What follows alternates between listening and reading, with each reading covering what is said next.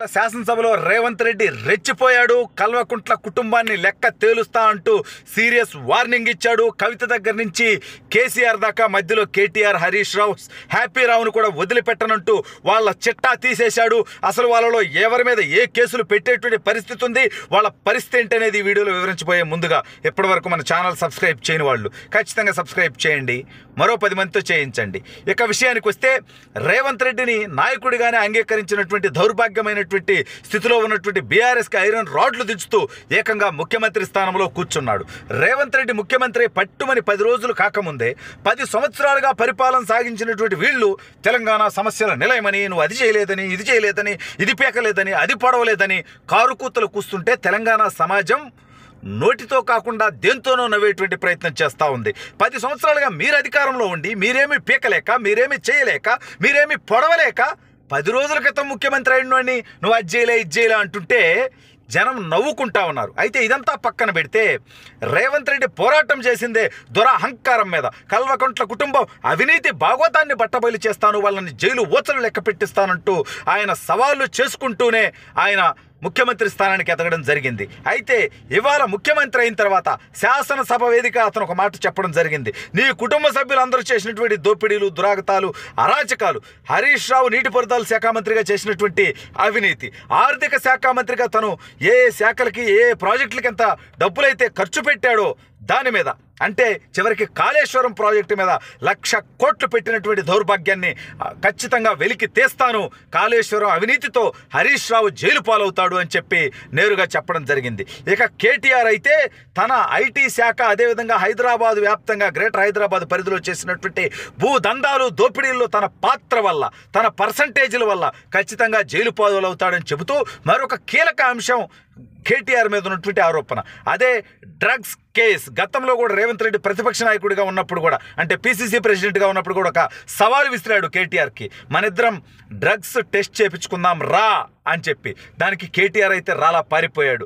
రేవంత్ రెడ్డి వెళ్ళి టెస్ట్ చేయించుకున్నాడు, అతను drugs use చేయలేదు అని ప్రూవ్ చేసుకునేదానికి. కానీ కేటీఆర్ మాత్రం వెళ్ళలేదు. అనేక రోజుల నుంచి, అనేక కాలం నుంచి యొక్క కేటీఆర్ మీద కొన్ని ఆరోపణలు ఉన్నాయి. ఏంటి అంటే అతను టాలీవుడ్లో చాలామందికి చాలా సన్నిహితంగా ఉంటాడని, డ్రగ్ రాకెట్ వెనక తన హస్తం ఉందని చెప్పి, అతను కూడా డ్రగ్స్ యూజ్ చేస్తాడనేటువంటి ఆరోపణలు కూడా నేరుగా కేటీఆర్ మీద కొంతకాలం నుంచి విమర్శలు ఉన్నాయి. దానికి ఎప్పుడు తను సూటిగా సమాధానం చెప్పినటువంటి పరిస్థితి లేదు. రేవంత్ రెడ్డి సవాల్ చేసినప్పుడు కూడా దాన్ని స్వీకరించలేదు. అసలు డ్రగ్స్ రాకెట్ వెనక, అదేవిధంగా డ్రగ్ వినియోగదారుడిగా 2 రకాలుగా కూడా కేటీఆర్ ఇరుక్కుపోయేటువంటి అవకాశం ఉందని చెప్పి కాంగ్రెస్ పార్టీలో ఉన్నటువంటి కీలక నాయకులు చర్చించుకుంటున్నటువంటి పరిస్థితి. ఇక కేసీఆర్ అసలు విధ్వంసం, తెలంగాణ మిగులు బడ్జెట్తో రాష్ట్రం ఏర్పడినటువంటి రాష్ట్రాన్ని వాళ్ళ అప్పులు కుప్పగా చేసినటువంటి విధ్వంసానికి కారణమైనటువంటి వ్యక్తి కేసీఆర్ అంటూ కేసీఆర్ని ఖచ్చితంగా ఊచల లెక్క పెట్టిస్తానంటూ అతను నేరుగా సవాల్ చేస్తూ ఉన్నటువంటి పరిస్థితి. అయితే ఇలా జరుగుతుందన్నటువంటి భయంతోనే, ఆందోళనతోనే, టెన్షన్తోనే, బాధతోనే కేసీఆర్ అసలు నిజంగా పడలేదు, ఇదంతా డ్రామా, తనకి సంబంధించినటువంటి ఆసుపత్రి యశోద ఆసుపత్రి అంటే ఏదో అంటారు, జనరల్గా అన్నింటిలో కులాల మతాలు చూడకూడదు కానీ, బట్ యశోద ఆసుపత్రి ఏదో కేసీఆర్ సామాజిక వర్గానికి సంబంధించినటువంటి వాళ్ళదని, వాళ్ళైతే ఇతనికి అనుకూలంగా బొంబాయి కబుర్లు చెబుతారని, అతనికి వాస్తవంగా ఏమీ జరగలేదని, కేవలం రేవంత్ రెడ్డి అరెస్టు చేస్తాడనేటువంటి ఆలోచనతో ఈ రకమైనటువంటి డ్రామా క్రియేట్ చేసి సింపతి ప్రజల్లో క్రియేట్ చేసుకునేటువంటి ప్రయత్నంలో భాగంగా ఇలా చేస్తున్నాడని చెప్పి ఒకవైపు టాకు నడుస్తున్నటువంటి పరిస్థితి. అయితే ఖచ్చితంగా రేవంత్ రెడ్డి అనేటువంటి వ్యక్తి వీళ్ళ మీద సరైనటువంటి చర్యలు తీసుకోలేకపోతే తన క్రెడిబిలిటీకి కూడా నష్టం జరుగుతుంది.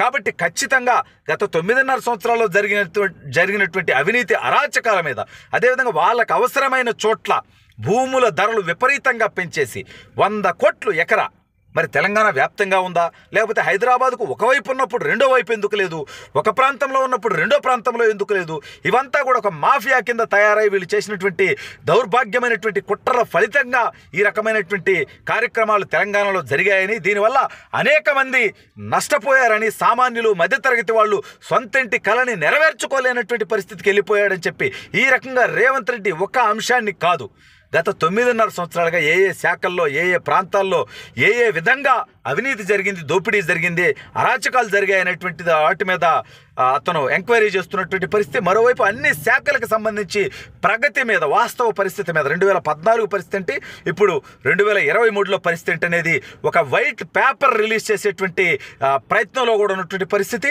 ఖచ్చితంగా రేవంత్ రెడ్డి అనేటువంటి వ్యక్తి కల్వకుంట్ల కుటుంబాన్ని భరతం పట్టేంత వరకు వదిలిపెట్టడు.